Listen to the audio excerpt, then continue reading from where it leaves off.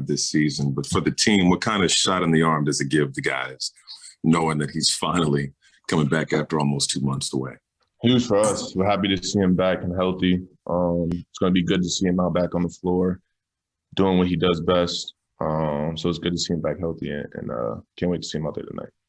In your time watching him working out or in practice, what stands out the most to you in his approach to those workouts? Still looks great. Still looks like KD. Still can score the ball, do whatever he wants to do on the floor.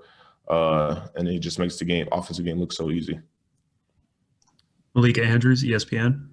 Bruce, can you just describe for us what it's like in shoot-around this morning? Are you guys joking with Kevin? Are you, teasing him, finally you're back? What was that mood like? No, we just went through it like it was a normal day. He went through the offense, scripted some defense. He got some shots up earlier before shoot-around. So it's just everything was normal. And then secondly, you've talked so much about how James Harden makes it easier for everybody, including yourself. He's helped you to kind of unlock some parts of your game. So losing him for at least 10 days, if not longer, what does that do to you guys? What does that mean to you? Oh, it's tough losing James, for sure. We got used to playing with him. So now it's going to be an adjustment. But now it's next man up. K's coming back. So he can kind of fill that void. But it's going to be tough and hope he comes back soon. Brian Lewis, New York Post. Hey, Bruce. You talked about how it's going to be an adjustment. I'm just curious. I think you guys have 21 games left. If by some chance, if James can be back as quickly as possible, let's say it's 10 days, you're talking about, 16 games left in the regular season? Mm-hmm. How much time do you think it'll take to get all of this readjusted, because that'll basically be the first time you're playing with this team? Mm-hmm. Maybe a few games, a few practices, not too much time. Everybody knows how to play basketball. Everybody knows each other's strengths and what everybody like to do on the floor. So I don't think it'll take too much time. Bruce Beck, NBC New York. BB, like that. Hey, BB. What is it like to play with Kevin, and how does he make people better? He just makes the game easy. Like all these, like Kai and James and everybody on the floor. He just draws so much attention. He lets everybody else kind of eat, and then he could score over 5 players if he wanted to. He's 7 feet. Nobody's blocking his shot. He doesn't miss shots in mid-range or 3. So really, just out there makes the game easier for everyone and himself. Alex Schiffer, The Athletic.